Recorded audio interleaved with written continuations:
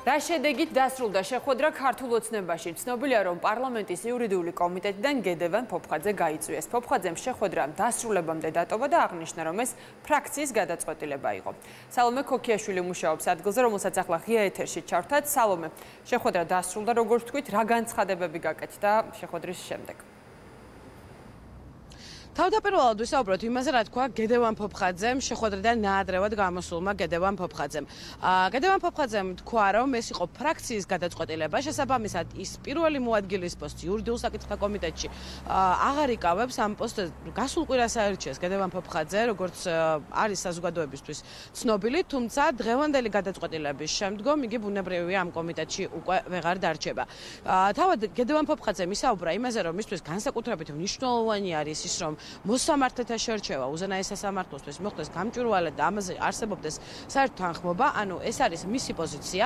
გარდა ამისა, დღეს მან თქვა ღიად ისიც, რომ საუბარი გუნდურ პრინციპებზე, მაშინ როდესაც გუნდში გარკვეულ უთანხმოებას ეხება საქმე და საკითხი, მას არ მიაჩნია, რომ ასეთ შემთხვევაში თითოეულ დეპუტატს, ნებისმიერ დეპუტატს უნდა ქონდეს იმის საშუალება, რომ ღიად დააფიქსიროს თავისი აზრი და პრინციპი, რომ ყველაფერი, ასე ვთქვათ, ყველა მოსაზრება უნდა დარჩეს გუნდს მიღმა, მისთვის არის ამ შემთხვევაში გაუგებარი. რაც შეეხება გადაწყვეტილებას, დარჩება გედევან ფოფხაძე ფრაქცია ქართულ ოცნება დემოკრატიულ საქართველოში თუ საბოლოო ჯამში მიიღებს გადაწყვეტილებას და ის საკუთარი სურვილით ფრაქციას დატოვებს, ეს ამ შეკითხვაზე დღეს პასუხი გედევან ფოფხაძეს არ დაუკონკრეტებია. შესაბამისად, ის ამბობს, რომ ჯერჯერობით ის დაკავებული არის მხოლოდ და მხოლოდ მოსამართლეთა საკითხით.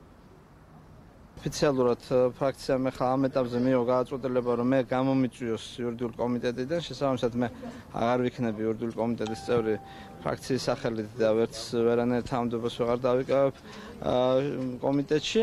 ეს არის ფრაქციის გადაწყვეტილება, ახლა მე ამ ფრაქციის გადაწყვეტილების გაპროტესტებას ნამდვილად არ ვაპირებ. არასწორი იქნება, რომ სასამართლოების თემები კერძო თემებმა გადაფაროს. თემა ეხება ქვეყნის მომავალს და ეხება ქვეყნის მართლმსაჯულებას. ეს არის მე მგონი ყველაზე აქტუალური და ახლა ვის რა სტატუსი გვექნება პარლამენტში, ეს არის მე-10 ხარისხოვანი. ბატონო კობახიძემ ეს პოზიცია რამოდენიმეჯერ დააფიქსირეს მისი პოზიცია, რომ სადავ საკითხები უნდა განვიხილოთ გუნდის შიგნით და გუნდის გარეთ უკვე უნდა ერთიანი პოზიციით წარვდგეთ და ყოველთვის მე არ ამგონია, რომ ეს ოქროს წესი იყოს და ეს იყოს პოლიტიკური პროცესისთვის მისაღები წესი.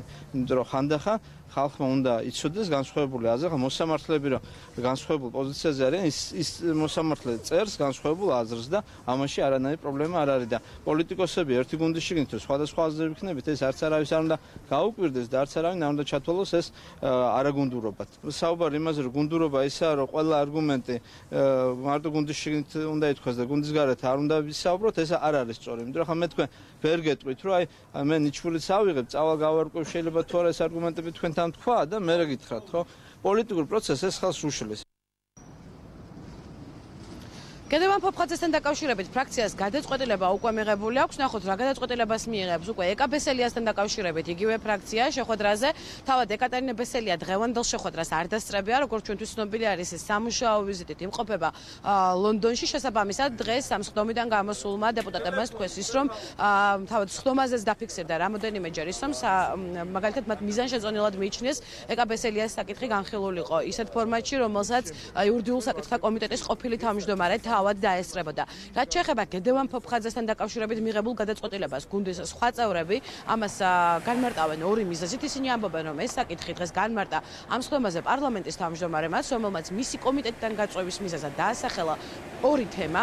ერთი ის, რომ მისი არჩევის დროს იყო გარკვეულწილად დარღვეული რეგლამენტი, ხოლო მეორეს მხრივ პოლიტიკური მიზეზი ამისა. უმრავლესობის წევრთა განმარტებით იყო ის, რომ გედევან ფოფხაძის კანდიდატურა არ ყოფილა გუნდის შიგნით უმრავლესობაში შეთანხმებული. რაც შეეხება პარტიის თავმჯდომარის პოზიციას, რომელიც თავად ესწრებოდა და წარმართავდა, შეიძლება ითქვას დღევანდელ სხდომას, მაგალითად ზაქარია ქუცმაშვილმა თქვა, რომ მაშინ როდესაც მიიღებოდა გედევან ფოფხაძესთან დაკავშირებით გადაწყვეტილება, პარტიის თავმჯდომარემ ბიძინა ივანიშვილმა გადაწყვეტა თავი შეეკავებინა და მას კენჭისყრაში მონაწილეობა არ მიუღია და შესაბამისად ამ გადაწყვეტილების მიღება სულად მიანდო თავად ფრაქციის შემადგენლობას. რაც შეეხება კიდევ ერთ საკითხს, დღეს ერთი რამ აღნიშნა კიდევ ზაქარია ქუცმაშვილმა, ამჯერად უკვე ეკატერინე ბესელიასთან დაკავშირებით, მან თქვა, რომ სხდომაზე პარლამენტის თავმჯდომარემ გააკეთა განცხადება და თქვა, რომ ეკაბესელიას პოსტიდან წასვლის თემა მასთან შეთანხმებული იყო ჯერ კიდევ 2 აგვისტოს. შესაბამისად, დღეს ამ სხდომიდან გამოსული უმრავლესობის წარმომადგენლები ამბობენ, რომ ის მიზეზი, რომელიც გაჟღერდა ოფიციალურად, ანუ უთანხმოება და ასთა სხვადასხვაობა მოსამართლეობის კანდიდატებთან დაკავშირებით, არ არის ის მიზეზი, რის გამოც იურიდიულ საკითხთა კომიტეტის უკვე ყოფილმა თავმჯდომარემ წინა კვირას ამ პოსტის დატოვების გადაწყვეტილება მიიღო. მიზეზი დაასახელა პარლამენტის თავმჯდომარემ.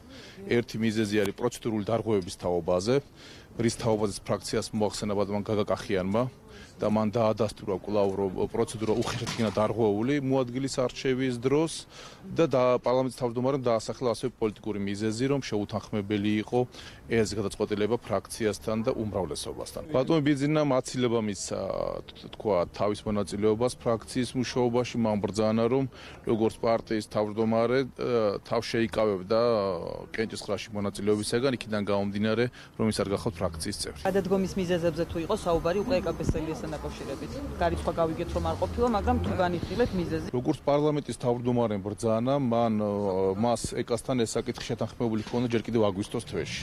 ეს ბრძანა პარლამენტის თავმჯდომარემ. რა საკითხი? გადადგომის თაობაზე გადაწყვეტილება. მოსამართლეების საკითხის დაკავშირება ზოგადად ამ საკითხთან, რომ ვიღაც აირჩიეს პროცედურის დარღვევით გუნდთან შეუთანხმებლად პოლიტიკური გადაწყვეტილების მიღების გარეშე არ იქნება სწორი იმაზე, რაც მოხდა. საუბარია პოლიტიკურ გუნდთან შეუთანხმებელ გადაწყვეტილებას და ასევე რეგლამენტის დარღვევაზე და გარკვეულ ინტერპრეტირებაზე რეგლამენტის კონკრეტული ნორმებისა.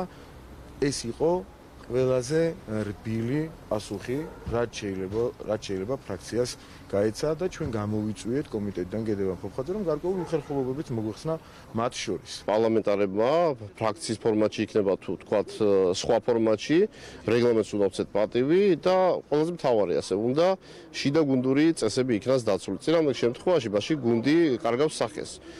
გუნდური წესების დაცვა არის მოვალეობა თითოეული გუნდის წევრის. ეს იქნება ფოფხაძე, ეს იქნება ხუნდაძე, ეს იქნება ქუცნაშვილი თუ ნებისმიერი სხვა. კიდევ ერთხელ ვამბობ, ეკაბესელიას, გედევან ფოფხაძეც არის ჩვენი თანამებრძოლი, ისინი არიან ჩვენი მეგობრები, მაგრამ მეგობრობა არ არის მანდატი იმისა, რომ პროცედურები ირღვევდეს. ახლა საინტერესო არის რა სიტყვის თავად ეკაბესელია, როდესაც ის საქართველოში დაბრუნდება, გედევან ფოფხაძეს გადაწყვეტილებას იმასთან დაკავშირებით დარჩება ის ზოგადად ფრაქციის შემადგენლობაში თუ დატოვებს ფრაქციას, ჩვენ ჯერ კიდევ ველით, როგორც უკვე გითხარით, დეპუტატს ამ თემაზე კონკრეტული პასუხი არ გაუწია, რაც შეეხებათ მათ შემცვლელებს. ფრაქციაში ამბობენ, რომ ჯერჯერობით შემცვლელებზე საუბარი ნაადრევია, თუმცა გვიდასტურებენ იმას, რომ იურიდიულ საკითხთა კომიტეტის თავმჯდომარის პოსტზე ერთ-ერთ კანდიდატურად ანრი ოხანაშვილი განიხილება. მადლობა, სალომე ქოქიაშვილი საუბრობდა პირდაპირ ეთერში.